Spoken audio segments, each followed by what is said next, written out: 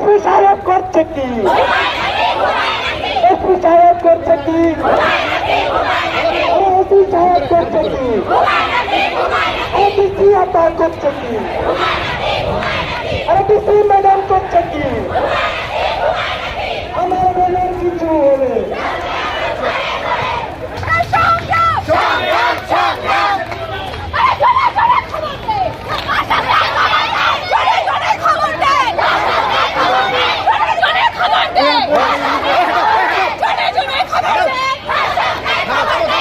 ঠাকুরগাঁয়ের বিভিন্ন কলেজ বিভিন্ন শিক্ষার্থীরা আমরা একত্র হয়েছি ধর্ষণকারীর বিরুদ্ধে।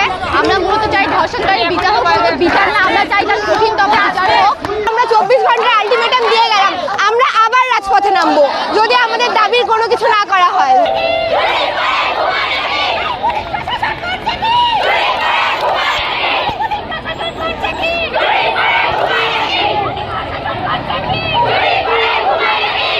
আমরা কি স্বাধীনভাবে ঘর থেকে বের হতে পারবো না? রাতের বেলা কি আমরা আমাদের কাজের জন্য ঘর থেকে বের হতে পারবো না?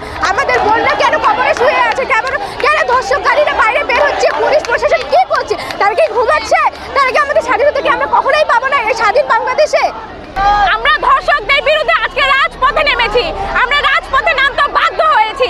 আমরা স্বাধীন করলাম মাত্র কিছুদিন হয়েছে, এই দেশ স্বাধীন করছি, তারপরে কেন আমরা আজকে ধর্ষিত হচ্ছি?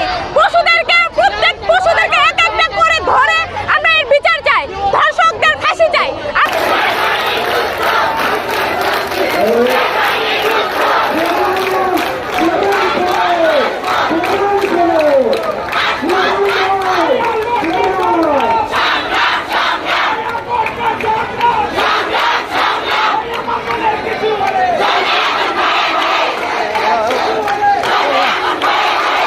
আমরা আমাদের আশেপাশে চোখ ঘুরালেই দেখতে পারি নানা ধরনের চুরি, ডাকাতি, ছিনতাই এবং নানা ধরনের কুকর্মের কথা।